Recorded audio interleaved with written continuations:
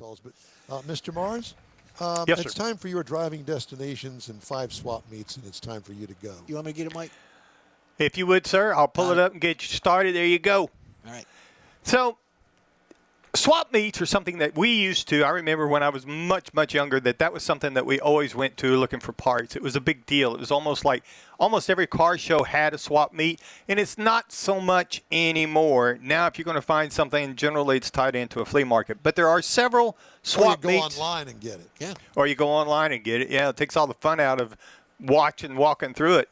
So, but one of them that's going on that is still a pretty big deal is the Southwest Swap Meet at Lone Star Park. Now, this is right between Dallas and Fort Worth. Happens twice a year. In fact, it's going on this weekend is the spring event, and there'll be one later on in the fall. Now, this has been around since 1968, and it's set up on a 300-acre horse racing facility.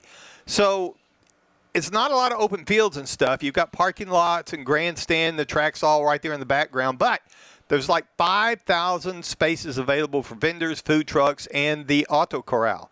So if you want to go looking for something in a little bit more of a laid-back atmosphere that's not totally too big, put on your walking shoes and go check out this one.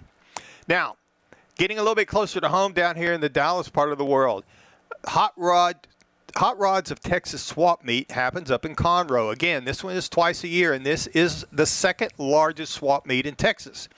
Now, the October event is set for October the 23rd and the 25th. Again, Montgomery County Fairgrounds out on Airport Road. We've been out there a couple of times with some other events. It is a real fairgrounds. It is a large place, and they use the whole thing. Hot rods, muscle cars, project builds.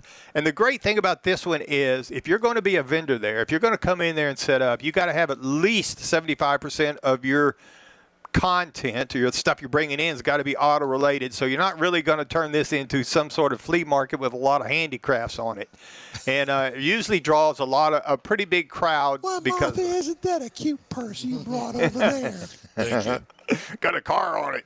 So then I want to go to the big one. Now this is the biggest in Texas, and it is considered one of the largest in the country. Now this is the Pate Swap Meet. Happens April the 23rd through the 25th, so still got time to get there. Now, this was started in 1972 by several Texas car clubs who were going off to Pennsylvania, to Hershey, and places like that, and they got tired of making the drive. So they decided to set one up here, and it's been through several different places and now is home at the Texas Motor Speedway. 14 clubs get together to put this together. They have 2,000 vendors. They have 9,900 spaces for people to set up and swap parts and swap stories. Then they have an auto corral. And there's some pictures. Part of these pictures are from the top seating of the track looking out over the field. It uses the whole track.